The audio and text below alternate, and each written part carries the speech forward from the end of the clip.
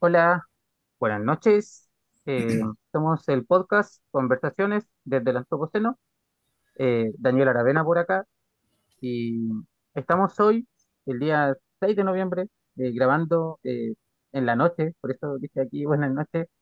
Y estamos con mi compadre, de siempre, mi colega, Hola, también aquí, ¿qué tal, escritor, Dani? ciclista, Mm, Cristian Cortés. ¿Cómo estás? Buena, buena, Dani. ¿Qué tal? ¿Cómo estamos? Bien, bien. ¿Y tú cómo estás, Cristian? Sí, bien, pues un poco Bien. atareado, ¿no? Como siempre, fin de año, pues. Las cosas de Eh, fin de año, pero bien.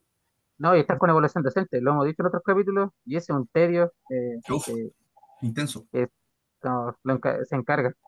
Eh, Bien, bueno, agradeciendo siempre Café Monguén, que nos apoya en este podcast, lo pueden buscar en Instagram, siempre dejamos el link acá abajo, la descripción del capítulo. Café Monguén, les vende cafecito orgánico, son de aquí de Concepción, y para disfrutar la experiencia completa, les vende café en grano, que es muy rico, libera un muy buen aroma. Y si usted no tiene moledor o cafetera para esto, ellos igual les venden. Ya, ahí ustedes los buscan en O Instagram, sea, dejamos una su promoción. dirección acá abajo, sí. Y le ofrecen una promoción de todo junto. Hoy es un capítulo especial. Nosotros en el podcast con Cristian siempre conversamos de lo que nosotros observamos de la sociedad, de nuestros alumnos, no somos profesores. Y una de las cosas que siempre hemos dicho eh, es que nosotros observamos que el uso de los celulares ha sido muy perjudicial como para el aprendizaje de los alumnos, por decirlo menos. O sea, nosotros solamente por ver el tema aprendizaje ya nos hemos dado cuenta que ha traído eh, consecuencias no queridas. Y para qué hablar también de la convivencia, hay situaciones que se dan. Y bueno, y hoy tenemos un invitado que investigó a fondo de esto, hizo un libro con su padre, que nuestro invitado es Sebastián Ortiz, es licenciado en física, hace clases en la Universidad Santa María de Valparaíso y hizo un libro con su padre, que es Patricio Ortiz, que se llama Los niños y la web, ¿ya? Que es un libro que investiga todo lo que implica el uso de los celulares en los niños, y trata de ser una guía para profesores, padres y las personas en general, porque esto es un tema que ya nos toca a todos. ¿Cómo estás, Sebastián? Muchas gracias por Hola, aceptar la Sebastián. invitación. Muchas Hola, gracias muchas gracias por aceptar la invitación. hola Daniel, hola Cristian, gracias a ustedes por la invitación, en primer lugar. No, Bueno, ustedes. Sebastián, mira, como te contaba aquí antes de comenzar la grabación, nosotros y Cristian, bueno, somos profesores, hablamos con otros profesores y el tema del celular es un tema realmente preocupante. Nosotros vemos que hay personas que eh, dejan de desarrollar muchos aspectos de su vida porque uno los ve metidos ahí en el celular todo el rato. Y no necesariamente como en algo que los desarrolle, sino que en cosas que los tiene como enviciados. Nosotros lo hemos comentado en otros capítulos, pero nunca hemos hecho una investigación al respecto. Entonces, no sé qué nos puedes contar tú hiciste un libro al respecto, ¿no? Por ejemplo, para partir, ¿qué pasa con los adolescentes? Nosotros lo hacemos clase adolescente y hemos visto que ocupan mucho el celular. En algunos casos llega a ser como un poquito preocupante, ¿sí? ¿Qué ocurre ahí? A ver, lo que pasa es que, primero que todo, el celular es una tecnología y sobre la tecnología hay ciertos contenidos. El principal problema de los celulares radica en la forma en la cual están diseñados, por un lado las tecnologías y por otro lado el contenido. O sea, hoy en día las grandes empresas tecnológicas saben cuál es el contenido que a nosotros nos gusta. ¿Por qué? Porque existe una tecnología que se llama los motores de recomendación. O sea, el famoso algoritmo. ¿Ya? Entonces, uno empieza a ver algún feed, algún reel en Instagram, en TikTok, donde sea, e inmediatamente aparece una sugerencia de video de algo que muy probablemente a nosotros nos va a gustar. Y de esa forma, el aparato, la pantalla, empieza, en primer lugar, empieza a absorber tiempo. Entonces, por un lado, uno puede verlo desde el punto de vista práctico. El ocio per se no es malo, pero lo que pasa es que como nos están mostrando contenido que constantemente nos es afín a nosotros, nosotros no somos capaces de manera autónoma de parar. Y en esto yo creo que nosotros tenemos que también ser súper autocríticos como adultos. Incluso a nosotros de repente uno dice, ay, voy a mirar Instagram y se te van 25 minutos haciendo nada, básicamente. Si tú por lo miras, bajo. claro, si tú miras la eficiencia en el trabajo, hay mucha gente que ha optado por dejar el teléfono guardado en un cajón o en la mochila porque si no se distrae. Así que esto es un problema que si bien es muy grave en los niños, sobre todo los niños pequeños, yo sé que ustedes hacen clase adolescente, pero el problema nace en los niños. En muchos de estos niños están teniendo acceso a los celulares desde pequeños, desde muy pequeños, desde cuarto, tercero o incluso segundo básico. Y hay una cosita, y para no extenderme más, y es que usted me imagino ubica más o menos la dopamina, esta hormona, este neurotransmisor, perdón, que está relacionado con la satisfacción. Entonces, ¿qué es lo que sucede? Cuando yo veo un cierto contenido, libero grandes cantidades de dopamina que están relacionadas con esta satisfacción. Entonces, a mí me satisface el estar viendo un reel, el reírme, o incluso si estoy viendo algo polémico, ahora que estamos en un mundo tan polarizado, bueno, libero grandes cantidades de cortisol y de adrenalina. Y el problema es que nuestro cerebro se empieza a acostumbrar a esas cantidades altas de adrenalina o de dopamina. Pensemos, por ejemplo, todos aquí, ustedes, yo, los auditores, todos tenemos amigos que, por ejemplo, van al gimnasio, que van recurrentemente al gimnasio, y ojo, no estoy diciendo que ir al gimnasio sea malo, pero ¿qué es lo que pasa? Ellos se acostumbran a que en el gimnasio, a través del deporte, empiezan a liberar ciertas cantidades de dopamina. Y si están mucho tiempo de ir, perdón, si están mucho tiempo sin ir, que lo que pasa, uno los ve y dice, oh, no, que no voy a hacer mucho tiempo al gimnasio, no voy al gimnasio, no voy al gimnasio. Y eso es porque su cerebro está notando la falta de dopamina. Lo mismo ocurre con el celular, con el detalle que las tecnologías ha evolucionado de tal manera que la cantidad de dopamina que liberan los niños en ese pequeño reel de 30 segundos o de un minuto es muy superior a la que, por ejemplo, libera una persona que va recurrentemente al gimnasio. Por lo tanto, el umbral de dopamina que requiere el cerebro de un niño que pasa muchas horas frente a una pantalla es muchísimo más alto. Y ese es el problema. Y bueno, Cristian, ahí igual creo que quizás igual me puede ayudar más. Eso es lo mismo que pasa con la droga. eh, Sí, que, pues si la droga, eh, de por sí todas las drogas generan también dopamina, po. Entonces es una adicción en ese sentido, po. Si la droga, acuérdate que, por ejemplo, Maradona, ¿por qué le hacían el examen antidoping? Por la dopamina, para detectar la dopamina. Entonces, el movimiento también tiene que está vinculado también a la dopamina, el movimiento, en la acción.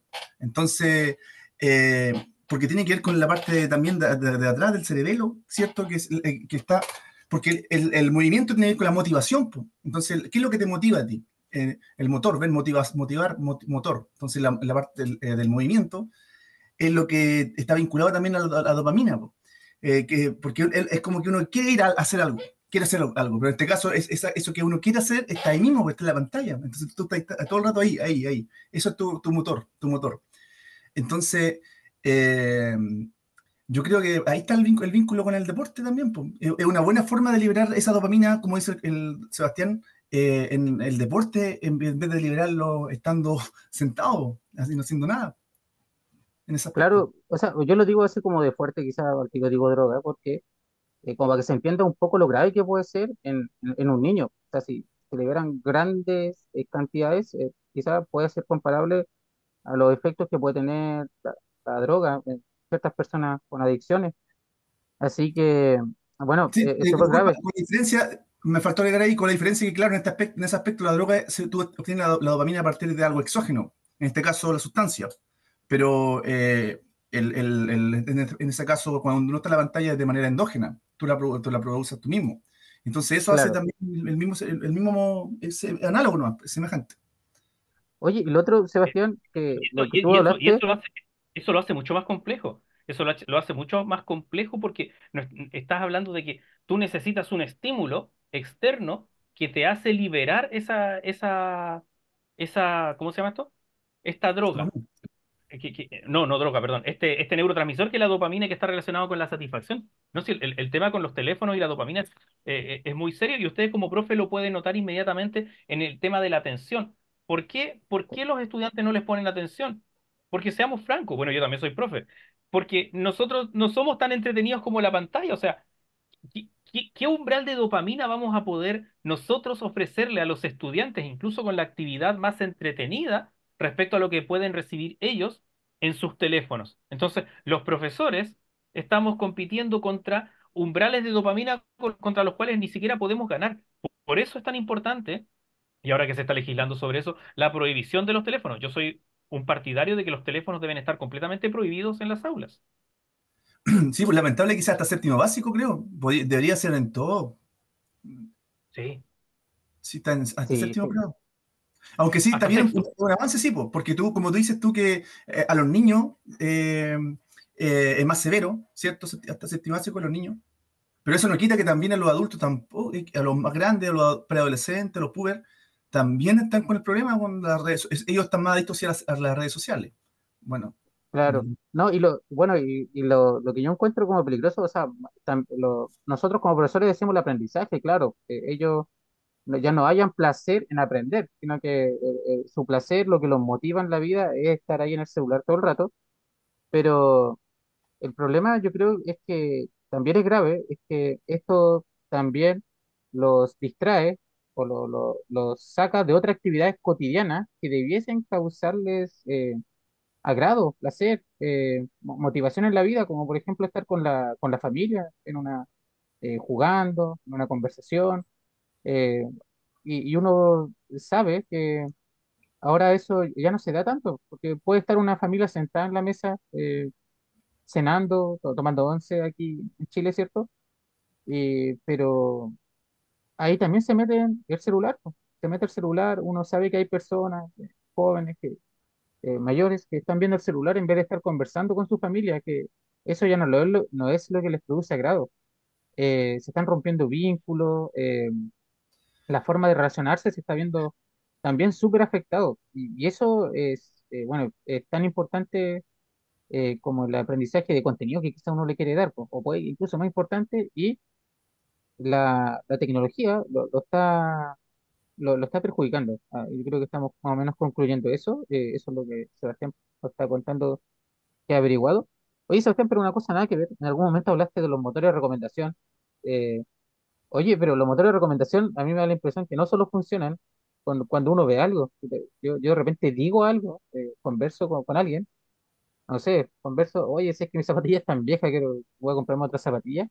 Y después uno se mete al celular y ya te sale eso. Oye, que no sé si te ha pasado, Cristian, igual. el otro día me pasó y no lo podía creer. Te juro que yo había escuchado eso, pero nunca me había pasado, po. Y hace poco, pero lo más extraño es que no me acuerdo que alguien lo haya dicho. Yo sí que lo pensé, sí, yo lo pensé. Y eso ya no, sería ya, me cuesta, porque yo estaba solo, po. Yo estaba solo y me sentía súper mal y pensé en hacerme una agüita de orégano, pero lo pensé, una agüita de orégano. Y después yo estaba en el celular y me sale un comercial de aceite de orégano y, oh, ¿qué onda? Y eso fue raro, porque lo encontré muy raro, pero tampoco, igual ya estoy ya rayando lo conspiranoico, pero me causó muy curioso eso, que justo no Sí, o estaba sea, solo, pues, quería hablar. sí, esto como poco nada que ver lo que hablábamos, lo que dije yo, pero es como para que nos demos cuenta de lo potente que están siendo, al parecer, estos motores de recomendación, esta tecnología. Lo que pasa ahí, después quisiera volver a algo que tú mencionaste sobre el placer y la satisfacción. Así que recuérdame volver a eso porque dijiste algo muy interesante ¿Ya? ahí. Respecto a los motores de recomendación, nosotros podríamos decir que hay más o menos tres o cuatro. El de Meta, que es decir, Facebook e Instagram. El de Google, que es el de Google, YouTube, Gmail, todo. El de TikTok y seguramente se me está yendo otro. No sé, en este momento no lo recuerdo. Pero el punto es que esos motores de recomendación conversan entre sí. No es que Google, Alphabet, que el grandote de Google, así es como decir Chumbo, Easy, Santa Isabel, Cencosud, por decirte algo así.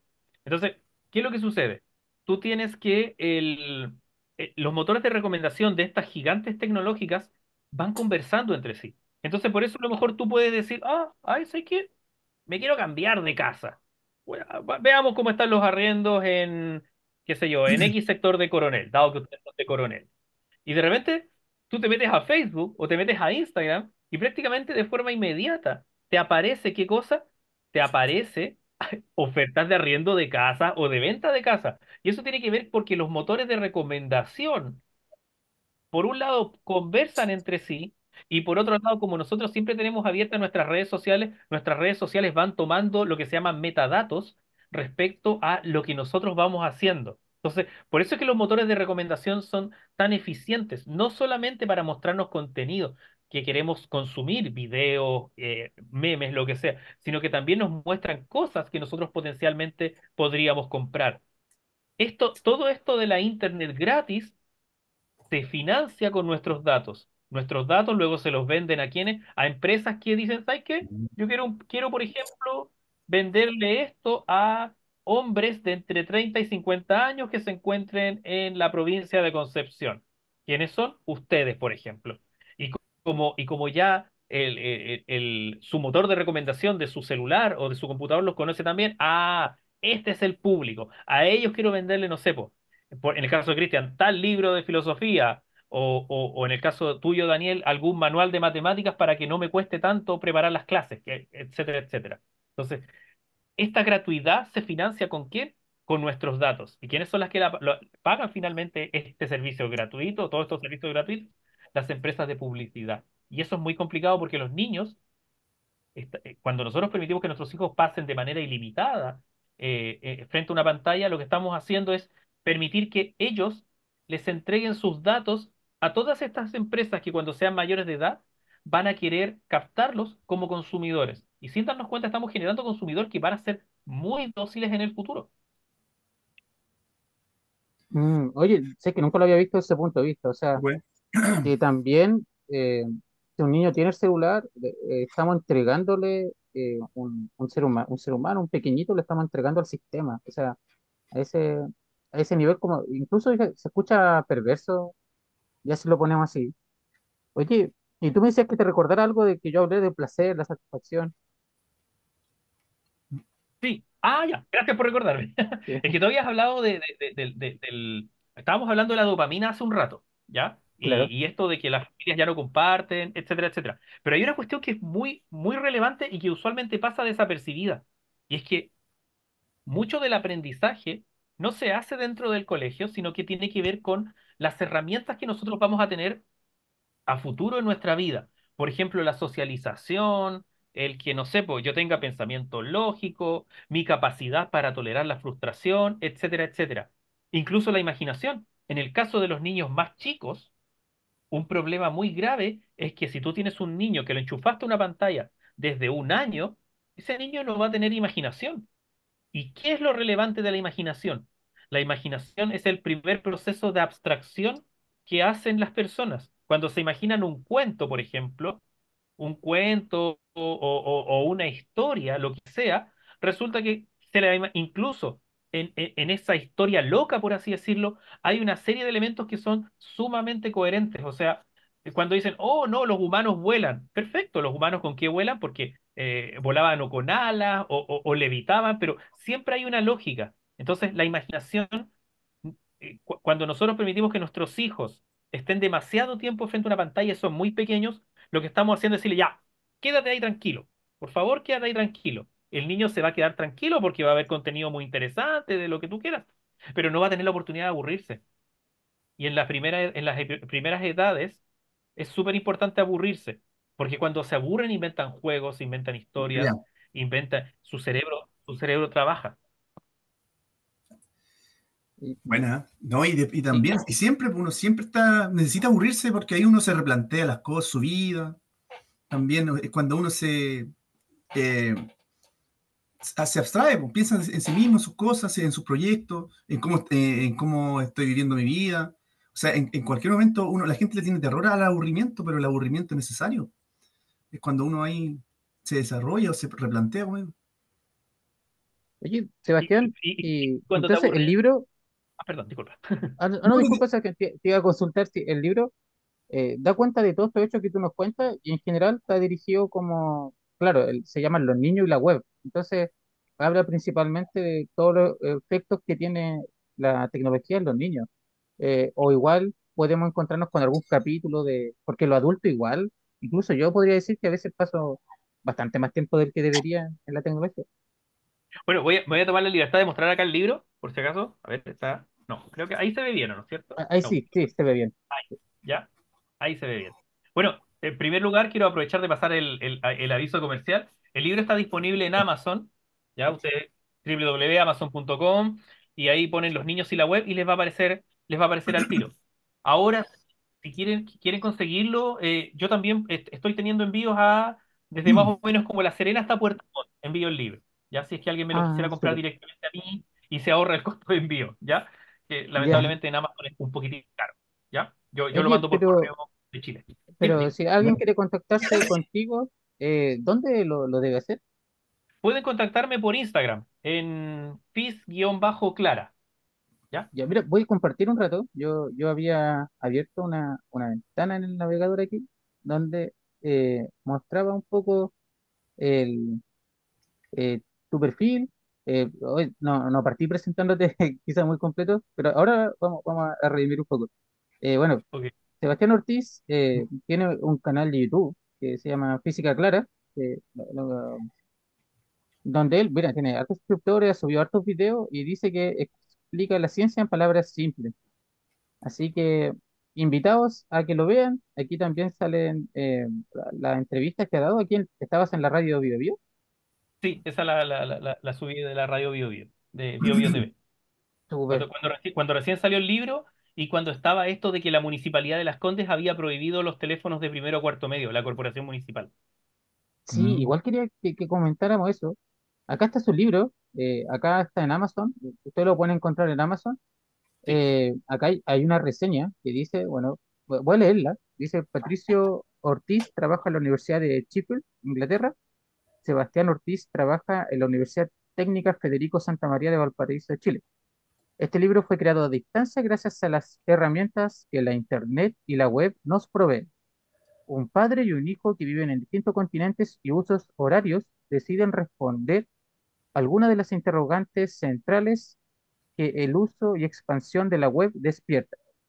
Suena titánico y lo es, pero ambos logran, mediante un lenguaje cercano y técnico, abarcar con justicias las aristas sociopolíticas, filosóficas y psicológicas que esta creación humana colectiva, como la definen en los primeros capítulos, continúan generando como reacción en cadena. Esta es una reseña que hizo Macarena Rodríguez, ¿cierto? Psicóloga, sí, ella es sale psicóloga. aquí del libro. Buena. Y el libro, yo voy a dejar el link en la descripción, tanto en Instagram, en YouTube, en Spotify, que es donde subimos aquí nuestro capítulo, en Facebook también, para que la gente lo pueda encontrar por Amazon, pero también vamos a dejar su link aquí A mi Instagram, que lo dejen al Instagram. el de mi Instagram, porque ahí me pueden contactar directamente pues, por mensaje, ¿cachai? Si es que alguien estuviera... Claro, este es el Instagram, fis-clara.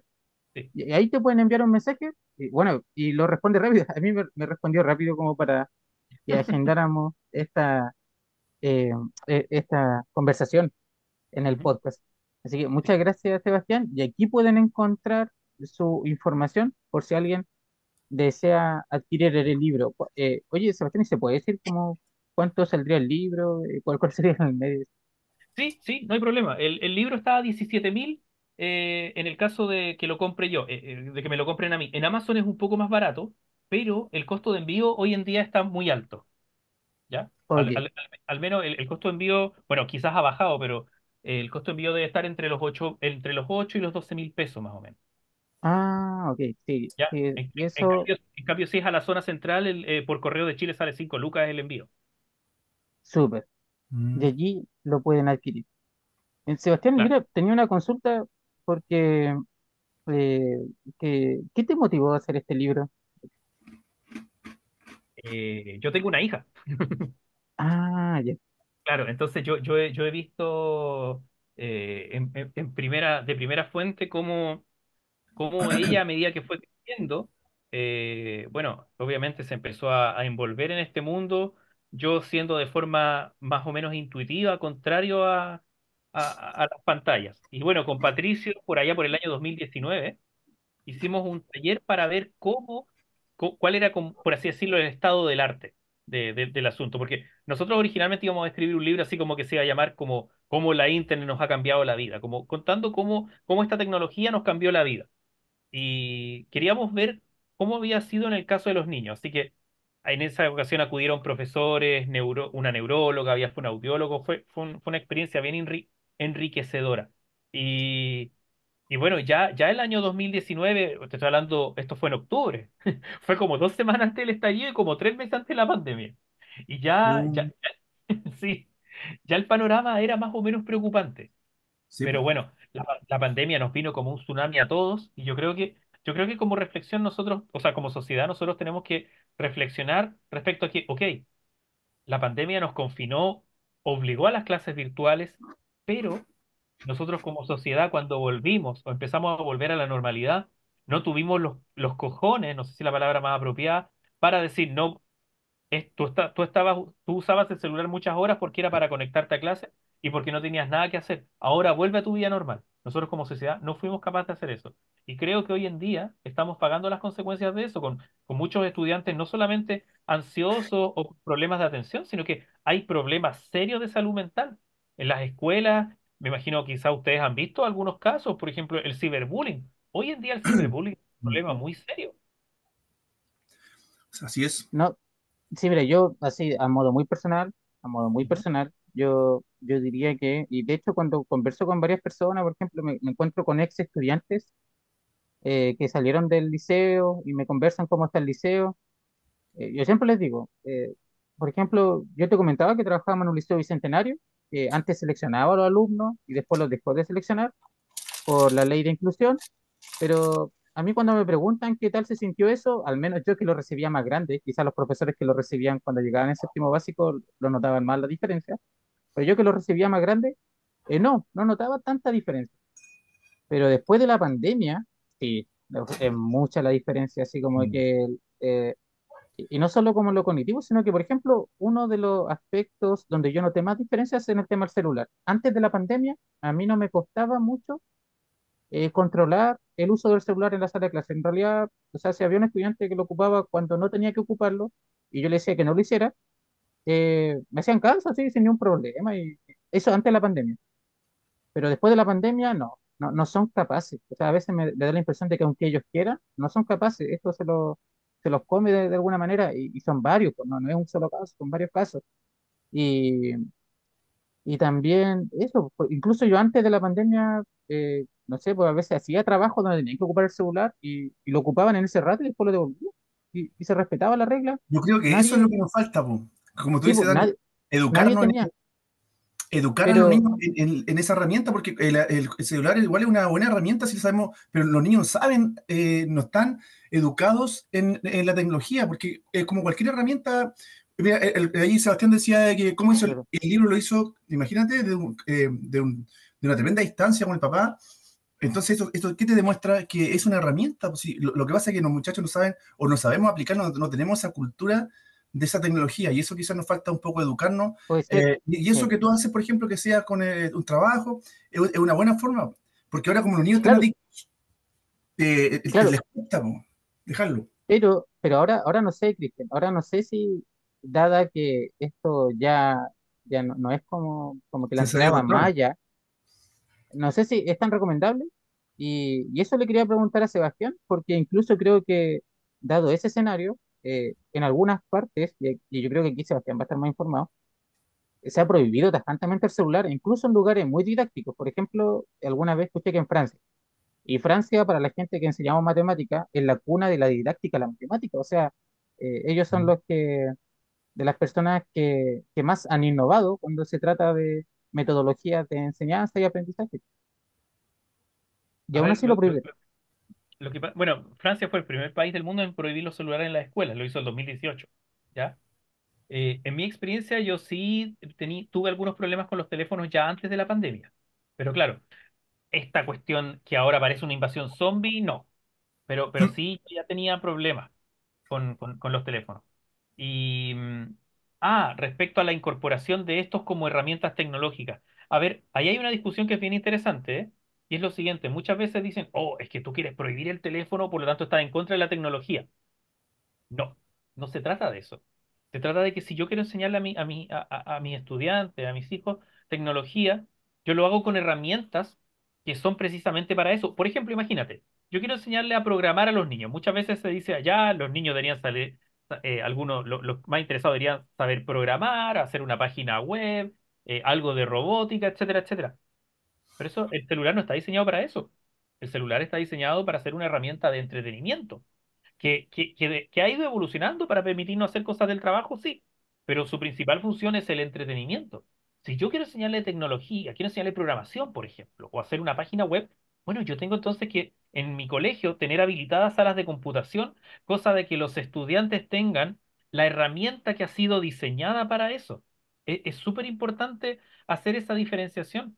El celular, si bien se trata, se ha intentado y no con mucho éxito, de usar como herramienta educativa, la principal herramienta educativa hoy por hoy para insertar a nuestros hijos en las habilidades del siglo XXI es un computador. Imagínate, por ejemplo, tener que programar en el teclado del celular. Es una brutalidad, ¿cachai?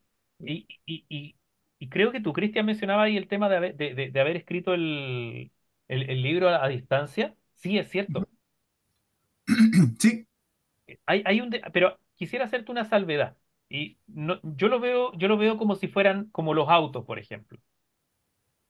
El auto es una invención maravillosa, o sea, nos permitió viajar a una velocidad muy superior a antes cuando habían carretas, viajamos cómodos, viajamos seguros, etcétera, etcétera. No ha cambiado la vida para bien, pero tú no le pasarías un auto a un niño de 5 8 o 10 años. Porque Mm, si bien la tecnología nos ha mejorado la vida, también las tecnologías están diseñadas, o al menos para un uso responsable, están diseñadas para ciertas edades. ¿Cachai? Entonces tú dices, así es. oh, sí, claro, vamos a hacer este libro por llamada de WhatsApp. Pero ¿cuántos niños realmente hacen los trabajos de forma consciente por videollamada? No deben ser muchos. Y si estamos hablando de niños, pensemos en jóvenes más grandes. Mi hija, por ejemplo, que va en primero medio, ella sí hace algunos trabajos por videollamada de WhatsApp o por llamada, ¿cachai? Pero eso empieza a darse ya cuando son más grandes, cuando han adquirido una cierta madurez. La tecnología también va asociada a la madurez. Piensa, por ejemplo, en la Edad Media, cuando se inventó la imprenta. Puta, pásale una imprenta a un niño de 10 años y no iba a saber qué hacer, po. Acá Sí, es lo po. mismo, El ¿cachai? cuchillo, el cuchillo también es una herramienta, pero no voy a pasarle un cuchillo a un cabro chico. Exactamente, Claro. exactamente. Y algo que no hemos mencionado es que la cantidad de desconocidos a los cuales están expuestos los niños cuando navegan por la web es enorme. O sea, uno de repente dice, ah, no, si el niño está en la pieza, y uno se queda tranquilo porque está en la pieza y no está haciendo tonteras en la calle, pero tú no sabes con quién Sí. está hablando. Mm, Y eso, No, eso es y eso peligroso. es bien peligroso, o sea, bien peligroso y uno sabe que hay personas con muy malas intenciones que se hacen pasar por niños como para que parezca algo inocuo y no, pues a veces esto termina en cuestiones muy terribles. Yo quizás suene muy exagerado, pero es algo que he escuchado en otras partes cuando se abre este debate. Como esto está asociado, como lo decía Sebastián al principio de la conversación, está asociado a una liberación de dopamina. eh, También, o sea, podría verse que considerar esto de insistir como con el celular en el aprendizaje. Aquí hay personas que no lo pueden tolerar, no lo pueden moderar. Es como un vicio, pues es como si uno esperara que una persona que tiene problemas de alcohol, por ejemplo, si le paso le coloco el alcohol al alcance, que él se va a moderar. Eso es lo que yo he escuchado en otras partes respecto a este debate. Eh, Y eso está en el tema del celular. Y por eso que yo decía, o sea, cuando uno escucha que hay países como Francia, que Francia no es, como, al menos desde mi punto de vista, no es un país que promueva una educación rígida, sino que por el contrario, al menos matemáticas son como los padres de la didáctica. eh, entonces, que ellos lo prohíban, siendo ellos muy innovadores en educación, es porque eh, tienen que haber fundamentos de bastante peso para llegar a eso. y hoy en día, y ya un poquito, porque eso fue el 2018. El 2019 se Claro, hizo un estudio en Francia y ellos mismos, los mismos estudiantes reconocieron que su salud mental y sus habilidades sociales habían, entre comillas, no sé si la palabra es vuelto, pero se habían como regenerado, Mm, por así decirlo, porque tú tenías, piensa que Francia es un país muchísimo más rico que Chile, o sea, si en Chile la penetración de los teléfonos fue muy rápida, en Francia fue así, pero como un relámpago más o menos. Entonces, ellos ya venían notando desde el año 2010, 2012, cómo, por ejemplo, los niños de los recreos estaban todos tranquilos, estaban sin correr, sin hacer nada. ¿Y qué es lo que pasó? ¿Qué es lo que pasaba? Después en las clases llegaban como muy exaltados porque el recreo es para liberar energía, para desestresarse, etcétera, etcétera. Pero si tú estás jugando, por ejemplo, algún juego, no sé, Fortnite, por decirte algo, las cantidades de cortisol o de adrenalina que liberas son súper grandes, porque ahí liberas otro tipo de neurotransmisores, no solamente la dopamina, sino que a neurotransmisores que están asociados, por ejemplo, con el estar pendiente, que es lo que generan los juegos que también son bien adictivos. Recuerden, colegas, porque aquí los tres somos profesores, que Mm. China el 2022 restringió seriamente el acceso de menores a las plataformas de videojuegos. Y eso fue porque los orientales, más encima los chinos, tenían el tema de que eran hijos únicos, entonces las familias eran muy chicas, entonces tenías niños que prácticamente no tenían círculos de amigos, no tenían familiares y que estaban 24/7 conectados a sus pantallas, a sus videojuegos. Y los chinos, bueno, China es una dictadura, así dijeron, no, esto se acabó y se prohibió. Y creo que hoy en día están permitiendo, si tú eres menor de edad, tener como 6 horas a la semana de acceso a videojuegos. Wow. o sea, Complejo. se están llegando regulaciones fuertes como para tratar este tema, así que, no, es bien preocupante. Oye, bueno, estamos hablando del celular y nosotros, Sebastián, de aquí quizás nos vamos a, a adelantar, y voy a hacer una pregunta que quizás adelanta la discusión, que yo ahora también, y esto es algo que estoy viendo, yo creo que desde este año, quizás pasaba de antes y no me daba cuenta, pero desde este año me estoy dando cuenta que los turistas también ahora están eh, ocupando la inteligencia artificial de mala manera. O sea, como que está ocupando la inteligencia artificial para pensar por ellos y de repente, claro, es entendible que para eso se hizo, pero de repente la están dejando para pensar cosas muy básicas. O sea, son pasos elementales que ellos debiesen dar y que no lo están dando, porque ahora la inteligencia artificial puede hacer ese trabajo por ellos. Eh, no sé si igual han averiguado como decías tú el estado de arte al respecto, porque esto igual es como más nuevo, parece. Mira, la inteligencia artificial partió más o menos a mediados del año pasado, a mediados del 2023 creo, se liberó la primera versión de ChatGPT y nosotros ya teníamos el libro muy avanzado, entonces lamentablemente la inteligencia artificial no alcanzó a entrar como dentro de los elementos a considerar en el libro, pero, pero yo creo que la inteligencia artificial, a ver, como todo, como todo puede ser una herramienta muy útil o puede ser una herramienta que sea totalmente, eh, no sé si destructiva, pero estéril en cuanto a sus resultados. Te voy a poner un ejemplo. Yo a veces para hacer ejercicios digo, ay, ya está medio difícil, uso la inteligencia artificial, le pido a ChatGPT que lo haga, pero ojo, y ChatGPT comete una cantidad de errores brutal. Yo me doy cuenta porque yo voy revisando línea a línea, esto está bien, esto está malo, ya. Ya, y entonces, ¿qué es lo que sucede? Para tú poder usar la inteligencia artificial de forma responsable, de que realmente sea una herramienta que te ayude, tú tienes que tener un background mínimo de conocimiento que te permita estar, por así decirlo, como por encima de la inteligencia artificial, porque nosotros como usuarios de ella tenemos que ser capaces de medir, de evaluar si lo que está diciendo es o no es coherente. Y eso es algo que los niños no tienen. O sea, el niño, ¿qué es lo que hace? Le hace un par de preguntas a ChatGPT y transcribe las respuestas literalmente. Y lo que sí, igual, bueno, yo me imagino, Cristian, que es profe de filosofía, para ti te debe ser más o menos, o al menos no tan complejo darte cuenta cuando alguien copió algo de ChatGPT por el lenguaje, po. Sí, no, y hace muy poquito me di cuenta de eso. Hace poquito, sí, que, oye, pero qué buena respuesta, decía yo, qué buena respuesta me dio. Muy compleja la respuesta, po. Y, y después como que empecé a pensar, así dije, no, ahora sí el ChatGPT. No puedo probarlo, pero tengo muchas sospechas al respecto de que la respuesta era como muy compleja como para un niño de cuarto medio. No, no, y ahora, Pero en ese caso tú lo puedes confrontar, po. ¿Por qué no tú podrías haberlo confrontado? A ver, oye, mira, está muy buena tu respuesta. Me gustaría preguntarte un par de cosas más. Y ahí Vale. el cabro te responde sólidamente como, ah, este cabro se maneja. Y si empieza a Mm, balbucear, bueno, claramente no, mm, claramente no. claro. Te puedo contar una anécdota que me hiciste recordar? Dale, dale, dale. Yo cuando hacía clase en enseñanza media de física, el último trabajo de primero medio era una presentación en grupo. Y era una presentación sobre el sistema solar y la Tierra. O sea, era como básicamente, chiquillo, salven el semestre, suban la nota.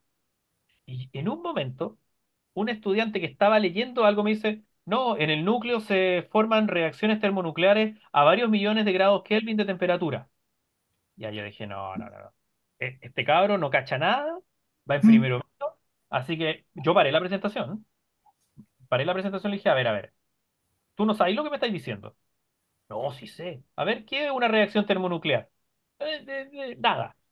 ¿Qué es eso de mm, los grados Kelvin? Nada, ya, listo. Se cierra y yo les dije, chiquillo, yo tengo yo como profe, como persona que está muy por encima de ustedes en términos de conocimiento, yo sé que esa cuestión la copiaron, en esa época probablemente copiaban de Wikipedia o del Rincón del Vago todavía. Oh, se me mm. cayó el carnet. sí, Y yo le dije, mira, ¿sabes qué? Me van a dar la presentación del mismo tema la próxima semana. Pero yo ustedes van a venir el jueves y el viernes con lo que van a haber ido avanzando. Y los cabros, obviamente le dije, pero parten de un 5,5 para abajo por tratar de venderme la pomada a mí. Y partieron, bueno, se sacaron como un 5 más o menos con el descuento de la nota. Pero los cabros lo agradecieron porque se vieron forzados a pensar. O sea, y al final, como era una disertación sencilla, igual la pasaron bien, pues era como profe, pero ¿qué esta parte del sol? Igual me quitó harto tiempo, si igual decía, oh, ya que terminen luego de disertar estos cabros para que no me pregunten más, pues. Pero ese es el costo que uno paga, pues. Es el costo que uno paga. Pero ellos se dieron cuenta de que no, pues, que ellos no te pasan gato por liebre así como así. Y eso también es una lección que los muchachos tienen que aprender de chicos. Sí, bueno. sí, sí, mira, yo he conversado con colegas que aquí, Sebastián, que me va a entender acá, eh, que me han contado experiencia con la inteligencia artificial, que los alumnos, no sé, pues están viendo estadísticas, le preguntan a ChatGPT cómo calcular el rango. O sea, ni siquiera ese paso básico, que es como buscar el dato más grande y el más chico y restarlo. O sea, restar así, algo que uno aprende en primero básico, ni siquiera ese paso están tomando para aprender. O sea, eh, uno espera que esta sea una herramienta que nos ayude como en tareas más complejas, pero no dejarle lo que uno le tiene que hacer, o sea, para tener un piso, como decía Sebastián, y poder defenderse. Y ahí uno se da cuenta que, claro, te venden la pomada porque en lo que he visto yo, te traen una cosa nada que ver con lo que tuviste en clase, y a veces equivocada, porque se equivocan. Por ejemplo, hay cosas que en matemáticas, por ejemplo, estadísticas, se pueden ver de varias perspectivas.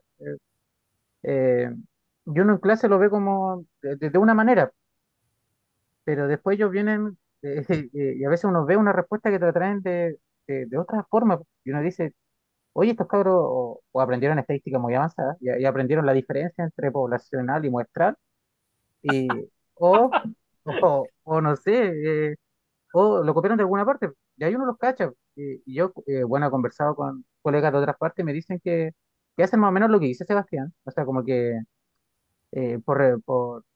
como por protocolo, tienen que interrogarlo, po. Interrogarlo y decirle, oye, mira que me pareció, escucha, curiosa tu respuesta, y le hacen preguntas como para ver si en realidad la hicieron ellos o simplemente la copiaron. Sí.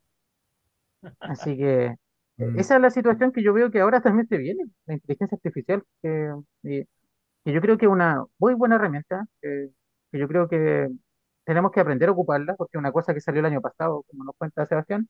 Ahora hay varios chats, yo me he dado cuenta que hay varios chats porque en mi búsqueda de ver de dónde salen algunas respuestas, me he dado cuenta que está el ChatGPT, que está el Copilot, que ahora Google sacó el Gemini, y, y a veces si uno se pilla una respuesta rara, lo que hago yo es como lo que yo pedí, pedíselo al chat, pues, Y ahí uno se da cuenta que a veces salen copias iguales, o sea, iguales, iguales. O sea, si la cuestión te tiraba cinco líneas, los alumnos copian las cinco líneas, tal cual te tira la cuestión así, ¿no? Ni siquiera se dan el tiempo de acomodarlo, así como para que parezca que es Claro, distinto, ¿no? adaptarlo a sus palabras por último, No, po. no, no, no, lo copian tal cual. Ese, le copian todo. Sí, así que yo encuentro que ahora ese es un tema nuevo que me pilló al respecto.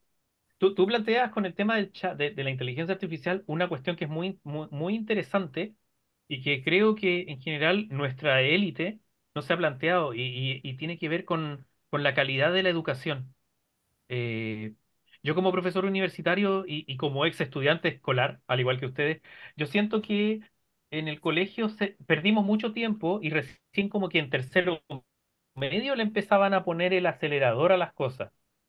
¿Y qué es lo que pasa? Lo genial y la idea de que, bueno, los niños no trabajen y se dediquen a estudiar es precisamente para que ir desarrollando habilidades, no solamente en matemática y no solamente en el lenguaje, sino que también, por ejemplo, en idiomas, en arte, ya sea un instrumento o pintura o escultura, etcétera, etcétera. Un poco la idea de esta persona media renacentista que tiene múltiples habilidades. Y en ese sentido creo que la educación chilena, esto quizá me estoy alejando un poquito del tema principal, está en general muy al debe. Piensa que cuántos estudiantes que han tenido 12 14 años de inglés salen hablando inglés. Lo mismo con los instrumentos, lo mismo con la matemática o con la ortografía con la que egresan. Creo que falta una reflexión muy profunda de no solamente de lo que queremos que nuestros estudiantes vean, sino que la eficiencia con la cual nuestro sistema escolar los está educando. Porque si tenemos muchos jóvenes que hoy en día son analfabetos funcionales al salir de cuarto medio, es porque algo está pasando, ya sea por los papás, por los profesores o por la cultura escolar, que es una cuestión que no se aborda mucho. Los directores aquí en todo este proceso pasan muy desapercibidos y tienen mucho que decir en la cultura escolar de sus establecimientos. Ahí hay algo que está fallando. Y creo que es una reflexión que es mucho más profunda que el si permitir o no permitir a los niños tener o no una pantalla. Oh, me desvié un montón del tema, disculpen. No, mira, No, sí, bien. sí. Bueno, hacia nuestro podcast, nosotros a veces aquí hubo un capítulo donde hablamos de, no sé, estábamos hablando del espíritu, terminamos discutiendo de Maduro. Nos vamos Mm. por, así no hay problema. Sí, bien. Bueno, Sebastián, mira, a mí me ha parecido muy atingente lo que estamos hablando. Hay varias cosas que nosotros decíamos y que ahora tenemos más antecedentes y que la podríamos, no sé, yo y Cristian abordar con más fundamento y seguramente, claro, sí, adquiriendo el libro, eh, más fundamento aún vamos a tener. Así que, no sé si Cristian quiere agregar algo más. Eh, no, no sé, pienso de que está bien lo que concuerdo plenamente con lo que dice Sebastián. Eh, Nosotros tenemos que hacernos un replantearnos también en la educación. Eh, bueno, yo siempre he sostenido de que en realidad tenemos que mirar más hacia Oriente, pienso yo. Oriente, para mí la educación que la lleva los chiquititos, ¿cierto? Los educan en la básica, pre-básica y básica, puro valores, valores, valores, todo el rato valores, disciplina. Entonces ellos, ahí estáis cultivando a los niños. Entonces ellos aprenden lo que es la motivación intrínseca e intentar mejorar desde adentro hacia afuera, no desde afuera hacia adentro, ¿cierto? Una nota, ¿cierto? Entonces, si tú estudias para la nota, después se te olvida.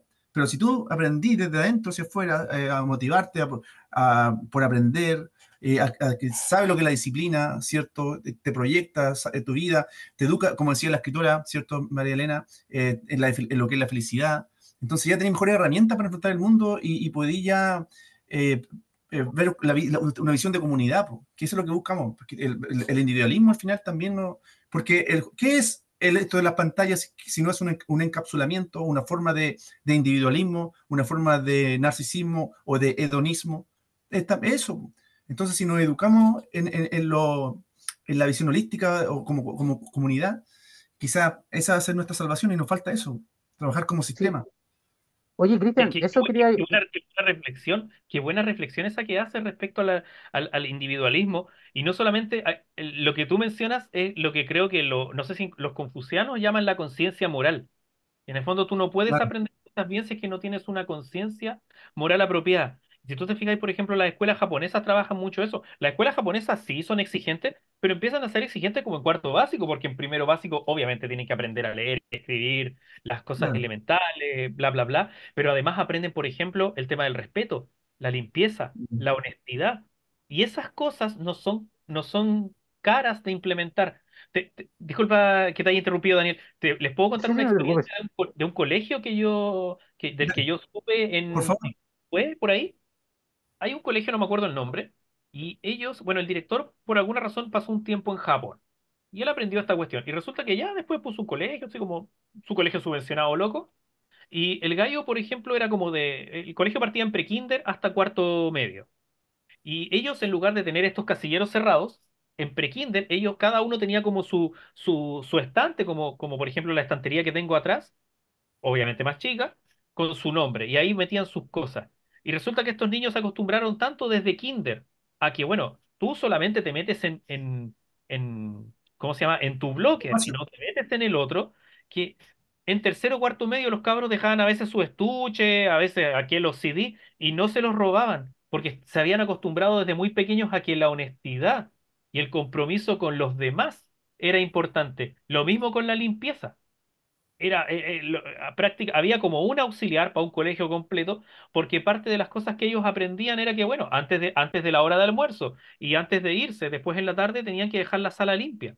Y ahí tú tienes valores. Esos muchachos, más allá del rigor académico que lo tenían valores, por lo tanto podían convivir en comunidad de una forma armoniosa. Y esa cuestión es súper importante, sobre todo en contextos de educación que los estudiantes se sientan parte de un grupo. Y esa cuestión, esas dos cosas que te menciono, lo de los bloques abiertos y lo de la limpieza, no son cuestiones caras. Imagínate, nos volvemos locos y lo aplicamos en todo el país de un año para otro. En 2 generaciones tenemos un país distinto, un país mucho más honesto, Es- un país que cuida mucho más sus cosas. Así es, Sí, lo ojalá. mismo creo. Concuerdo Sí, completamente. solemos hablar de los japoneses. Y ahora que recuerdo cuando hablamos con Anita también, una amiga, ¿cierto?, que hace coach, nos habló del Ikegami, para que los chiquillos aprendieran a Ah, reconocerse a de sí veras. mismos, para poder decidir sobre lo que podían hacer, pero primero tienen que reflexionar mucho sobre sí mismos. Así que sí, estoy de acuerdo con esto los japoneses. Eh, y lo otro que te iba a contar, bueno, ya hemos hablado un poco de nuestros estudiantes, o sea, ojalá no se enojen, pero yo te iba a contar, Sebastián, que en nuestro liceo es muy bueno en general, y una característica que tiene es que tenemos esos estantes abiertos y generalmente no se roban nada. Los chiquillos Mm. dejan sus cosas ahí y van a estar el otro día. Así que sí, gracias a todo el Buenísimo. trabajo, gracias a Sí, Dios, aún tenemos un pequeño tenemos paso. un clima escolar que es bastante agradable. Pasan cosas, pero en general es bastante agradable y uno está muy agradecido igual de estar ahí. Y por eso uno igual va motivado. O sea, yo voy bastante motivado todavía a mi trabajo y Mm. ojalá siga siendo así. Sí. Estamos Mm. todos los días trabajando para que siga así. Ujú. Así que, mira, lo otro, eso yo también quería tocar que como el aspecto filosófico de esto igual, porque más o menos ahí Cristian no empezó a hablar. eh, y una vez vi una especie como de una imagen como meme, pero no era un meme, que hablaba si estamos viviendo en el mundo de Orwell o en el mundo de Huxley, creo que era el apellido, el del mundo feliz. Que estamos tan atiborrados de información que no sabemos, así como que nos estamos ahogando. No sé, Cristian, ¿cómo era eso? ¿A qué te refieres? Bueno, de las dos obras. Sí, como este conflicto que estamos viviendo, ¿a qué mundo como filosófico se parece más como este de Orwell Ah, o no, yo como creo al de que de... Como una distopía. ¿A qué distopía te sí, parece más? Una cosa así. Sí, claro. ¿a qué No, distopía? mira, yo pienso de que más al de Huxley, porque el Orwell era un poco más opresor, po. Y aquí no, pues el mundo de ahora no es que te oprima, sino que uno mismo se va solito a la jaula, se encierra solito en la jaula, cree que es libre y se va y está feliz en la jaula, está feliz. Es tal como decía Huxley, pues, el mundo feliz. Pero no sabemos, nos damos cuenta que estamos en la propia jaula de oro y comoditos ahí. Entonces ese es el problema, po. Yo creo, es que el problema es que eh, Yo pienso de que nosotros deberíamos cambiar un poquito el modelo tan de resultados, ¿cierto? De chiquitito y abocarnos más en la cualidad y como lo decía, po. Mira, yo una vez le planteé a la directora que hacer, en vez, yo hago valores también aparte de filosofía, en ese liceo, hago valores, Sebastián. Ujú. Entonces, hago una vez a la semana valores algunos cursos. Entonces un bloque a la semana, un bloque. Entonces yo le había propuesto a la directora que me cediera medio bloque más. Entonces yo tendría medio bloque 3 veces por semana. Entonces, ¿por qué? Porque los valores se tienen que estar reforzando constantemente. Yo no saco nada con ir a un bloque y después hablar de valores o tratar de practicar valores si después, en una semana, después de la otra semana, el mismo se va a olvidar, po. Tú tienes que estar constantemente para que sea fructífero, po. Entonces, si yo tuviera medio bloque un día lunes, medio bloque un día miércoles y medio bloque un día viernes, yo tendría a los muchachos constantemente reforzándole valores. Y eso sería mucho más productivo, pienso. Pero si el sistema pensara en eso como una inversión, como tú dices, no como un gasto o como algo estéril, sino que no hubiera una visión país como de a largo plazo, es como tú dices, quizás hasta en menos de 2 generaciones podemos hacer un cambio significativo en el país, pues, en una visión país que es que coextensivamente todos los colegios o liceos municipales, 3 veces por semana, valores del chiquitito, de pre-kinder por lo menos segundo medio, algo así. Ahí en esa parte es súper importante la reflexión, porque, por ejemplo, me acuerdo con mi hija a veces comentamos noticias de la actualidad. Y yo creo que las noticias te dan muchas oportunidades para ir reflexionando sobre valores, ¿eh? Por ejemplo, no sé, el tema de la pena de muerte. Uno de repente escucha barbaridades de gente adulta que dice, no, es que a los delincuentes hay que cortarle la mano. Y yo creo que así como, ¿qué? Mm. Y no es porque uno sea particularmente simpático hacia la delincuencia, sino que hay, por ejemplo, un elemento que tú que eres profe de filosofía, a mí me sorprende que no ha entrado, que tiene que ver con el tratamiento universal de las cosas que planteaba Kant. O sea, tú miras, por ejemplo, Kant, que trabajó en el siglo XVIII, y recién la Declaración Universal de los Derechos Humanos fue en 1948, después de 2 guerras mundiales. Y aún así no la tenemos muy claro, porque cuando tú escuchas gente que dice, no, es que hay que matarlo o hay que cortarle las manos, tú dices, oye, espérate un poco, como que tú no te estás poniendo en el otro lado. ¿Qué es lo que Es que pasaría si tú lo fueras el siguiente. acusado? ¿Qué es lo que pasaría si un cercano tuyo fuera el acusado? Y una cuestión tan elemental que la gente no la tiene interiorizada aún. Sí, po. No, estamos una visión muy mezquina, cortoplacista, que ojalá todo tiene que ser rápido, una pastillita, o sea, si hay algo malo ya le cortamos la mano y listo, todo tiene que ser así como una visión muy cortoplacista, po, del típico también del que nos da el asunto del celular, po. El celular nos da placer o todo rápido, todo tiene que ser inmediato, y la tecnología tiende a hacer eso, po. Entonces todo tiene que ser soluciones rápidas. Y esa no es la solución verdadera, la verdadera solución es un trabajo que se tiene que tenemos que vivir esto, tenemos que procesarlo y irlo cambiando para que puesto, por ejemplo, yo le digo a mis alumnos que hay dos visiones. Está la visión rápida, que es como por ejemplo la que hizo Singapur, ¿cierto? Como un tipo de dictador que ya hago todo esto y la gente va a funcionar muy bien, po. No va a haber delito, no va a haber criminalidad, pero van a estar todos con miedo, po. No, es como que al perrito le colocáis la correa nomás. Pero imagínate que ese dictador se empieza a ser débil de nuevo, le soltáis la correa y vuelve a florecer de nuevo su naturaleza porque no se le ha intervenido. En cambio, Holanda, por ejemplo, los países desarrollados realmente, ahí esos tipos hicieron el trabajo difícil. Entonces, llegaron a lo mismo, la misma eficiencia que Holanda y Singapur, ambos países son semejantes, no hay bajas tasas de criminalidad, ¿cierto? Pero hicieron el camino duro, po. Ellos realmente lo lograron, son personas realmente libres, no por miedo, sino que libremente intentan ser buenos, o algo así. No, no, y lo otro con la dictadura.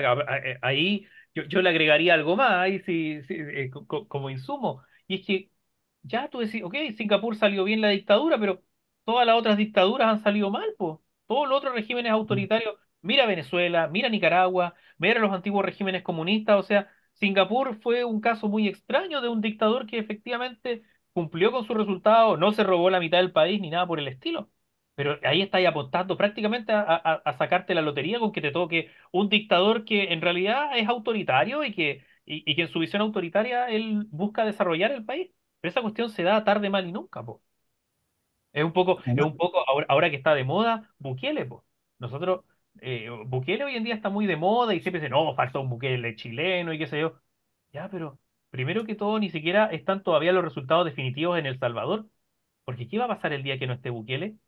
Ahí uno dice, ah, el día que no esté Bukele y El Salvador siga siendo tan seguro, ahí recién uno puede preguntarse si este modelo autoritario que él plantea ha funcionado, que es lo que pasó con Singapur, con Lee Kuan Yew, él murió, él se retiró en los años 90 y el país siguió funcionando porque logró una cierta inercia, pero no tenemos claro con El Salvador, ahora que está tan de moda Bukele.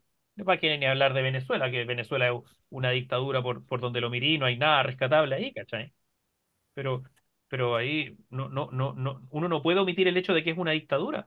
Y la mayoría de las veces las dictaduras salen mal, porque el egoísmo termina consumiendo a quienes están ahí arriba. Así es.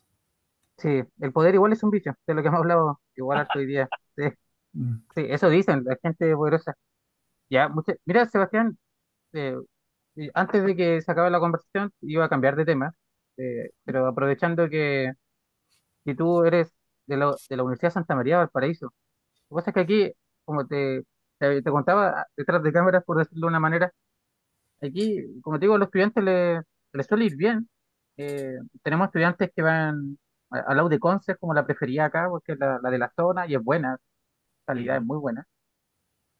Tenemos estudiantes que van a la Chile, a la Católica, algunos, de Santiago, eh, pero creo que todavía no hay ninguno que se ha ido a la Santa María, aun cuando la Santa María tiene como la fama de formar a los mejores ingenieros. De Chile. O sea, en algunas partes dicen eso, yo no sé qué tan así será, pero se suele decir. Eh, ¿Qué tal si estuviera en la USM, Sebastián? Entrar es un poquito difícil parece, pero ¿qué tal es entrar ahí? A ver, la Santa María es una universidad desafiante. Y yo como le digo a mis estudiantes, entrar a la Santa María está ahí en las grandes ligas. Es como estar en la de Conce, es como estar en la Chile, es como estar en la Católica de Santiago. Entonces, es una universidad muy desafiante en términos de exigencia académica, pero hay dos cosas que rescato. Y que la universidad es hermosa. Es un lugar muy ameno, es un lugar muy cómodo.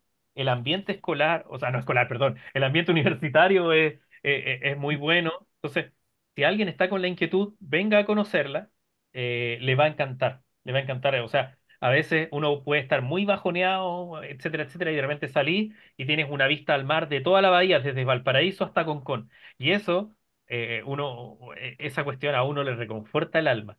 Así que, además de ser exigente, es un lugar muy bonito y es en una ciudad no tan grande. Piensa que está en Valparaíso, Valparaíso no es mucho más chico que Concepción. Mm. Creo, sí, sí creo. Y bueno, yo de la Santa María una vez vino acá Iván Smith a hacer una charla. Eh, Él fue profesor Iván mío. creo que se llama. Sí, sí, fue tu profesor, que él trabajó en el CERN, vino a hacer una charla, en la época que yo estaba en la de Conce, vino a hacer una charla de eso, de Iván, su trabajo en Iván el bosón de Higgs. Iván Schmidt es de las personas que uno dice, ¿por qué este gallo no se ganó el Premio Nacional de Ciencia? O si es que no el Nobel. Porque Iván Schmidt participó en los cálculos para el desarrollo del primer átomo de antimateria, el primer átomo de antihidrógeno. Uno de sus trabajos fue pionero en los cálculos para poder construir un átomo de antihidrógeno, allá por los años 80 90. Wow. Murió el año Sí. pasado, murió el año pasado, eso sí. No, no, Mm. no sabía. Puta, qué terrible. No, era un gallo sequísimo, esa vez nos vino a dar una charla al bosón de Higgs y se notó, claro, su manejo, que él estaba ahí trabajando mismo en el CERN, creo, que trabajó en el Sí. colisionador de hadrones más grande que está en Suiza. Mm. Sí, Sí, no, Iván Schmidt era una persona que se paseaba por todas las áreas de la física como si nada. Le puede preguntar de materia condensada, de termodinámica, sí, siempre tenía algo interesante que decir. Wow. mm. Pero Bueno. en la Santa María todavía quedan, o todavía, o sea, deben haber igual profes así no, no sé si como Iván, pero a ese nivel de expertise. Sí, por supuesto, hay muchos. En Eh, todos los departamentos hay profesores que son de nivel mundial. Por ejemplo, la universidad tiene convenios con laboratorios en Estados Unidos, en Europa, etcétera, etcétera. Eso fue algo que Schmidt aportó mucho. Las conexiones internacionales. Entonces tú tienes muchos estudiantes que, por ejemplo, pueden irse tranquilamente a hacer una pasantía a Alemania, a Europa, etcétera, etcétera. Así que Mm, acá además del lugar bonito y la exigencia académica, pueden tener incluso irse de intercambio si es que les va bien. Y tienen las herramientas y todo lo demás. Y además no, que y quedan muy podrían bien tener, preparados para un claro, posgrado también. y podrían tener, como tú, tener clases con leyendas de su área, Claro, sí, efectivamente. claro. Sí. Así que bueno, esa es mi invitación a los estudiantes que vean esto, consideren si es que la aventura les da, no sé, hay viabilidad. La Santa María de Valpo tiene muy buena fama si alguien quiere estudiar ingeniería o física, también en matemáticas. También tienen ingeniería matemática, entiendo. Sí, Sí, sí, tienen ingeniería matemática. Si alguien quiere ir a esas carreras así como de ciencia exacta dura, es de los mejores lugares para ir sí, en el país.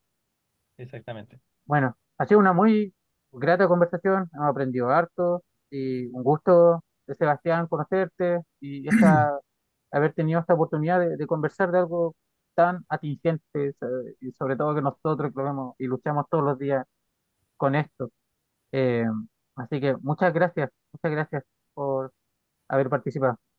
Gracias a ustedes por la invitación, Daniel y Cristian. Quisiera decir una cosita muy cortita a los auditores, que me imagino que son en su inmensa mayoría adultos. Nosotros hemos hablado harto de los celulares, de cómo hay que sacar a los niños a los celulares, pero nosotros como adultos tenemos que predicar con el ejemplo. O sea, si nosotros queremos que nuestros hijos pasen menos tiempo frente a la pantalla, creemos en nuestras propias casas zonas donde no está permitido. En mi casa, por ejemplo, nosotros tenemos dos lugares donde no están permitidos. En la mesa nadie se sienta con teléfono y cuando sacamos al perro. Si sacamos el perro, se lo saca sin celular. Bueno, bueno, Sí, sí. sí, no, y eso de sacar al perro es que es para liberarse, pues, no, no, uno puede estar con el celular. Sí. Yo igual lo hago, saco a mi perrita a veces ahí, aquí en la noche cuando estoy medio estresado. Sirve harto. Respirar aire puro, secándole, pero ya. Bueno, esto ha sido el capítulo de hoy en Conversaciones del Antropoceno. Muchas gracias a todas las personas que nos ven, que comparten, suscríbanse y recomiéndenos con gente que le interese nuestros temas de conversación. Esperemos estar ahí la próxima semana con otro capítulo. Hoy Pablo no pudo estar, tenemos un tercer integrante que es Pablo, eh, pero no pudo estar. Así que estuvimos yo, Cristian y yo. Así que adiós, que estén muy Chao, bien. chao. Gracias. Chao, Seba. Chao. Gracias por venir. Eh, Chao. Chao, Seba.